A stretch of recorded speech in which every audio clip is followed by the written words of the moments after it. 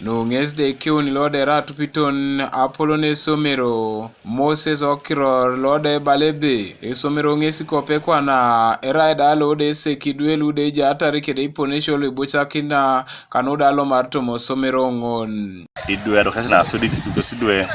to manaka nyape do yalama so noi konye ibore polo akere anu sasu na dumu nesi vocation idwe aposa nka fe siguro bunde mama ko ti duelu arabo na ti mwalima like na ji duelu arai mwalima ni bonbe inyo so mai ko kemota do mame kuta ngara kino so iso ka fe somero patanji bonbe chedwe na feta kisa kanyare botalemasi na arai aro vocation amumpro chamuta apakara so yetele somero Asha auma adiope koto mauriak nada buike koko nged amake sina kaisauni yosoda dumune division 1 ngesda chorakinte da uria ka keranyu nebe itingete kesa kron nada shoma nada ikoku yeni pese oni lira uriak ara ichuti munoji kon ko ngare ne na Ajokan irereki ko kesemero libecho kinali teyo jobe bia ibengera kingeta kingesa kesho manara ino senior 4 ina senior 6 ani besemeri becho ina merachaka ni ko kachaka ni taya pak ikako kungine itubune obuibecho kinoropone ngona joto ito mosemero anyo uno senior 1 eja kaitokero Moses ngesda yata kiniti obale debe choti amuno ewo mitibe atukoto kere maluma do kana sodit do idisi lo saro kana yare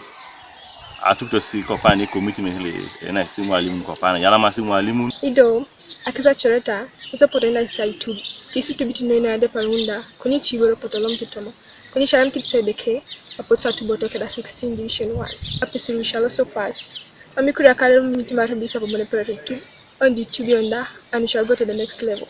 takuta asasume course la pharmacy tie koto modue luda kope kwa neja asisinia fo somero lok Bishop Maraka College ngesda ikiundo so balance da ebe Senior force no last year to be those kada division 1 16 students, division 2 45, division 3 100. Kwenye check ngaje performance ngon iboro no bo mune performance ngon mama iboro ni puta just iboro ni didik of which aro table case iboro ngono kikese to bottle like for example in discipline akuria kesi mwalimu ni bore back consultation pesura kanyo na mu division 1 sub kanyo mu division 1 so ngesi ko so da ngol to ma pesura ngona ko na ro nyese la nyangesi adumu ni 848 so sumun so chuta aya takita soma gogo adepare namba ngondo lem adumu division 1 Kanuka TV East Martinopolo Kumi Municipality Kumi District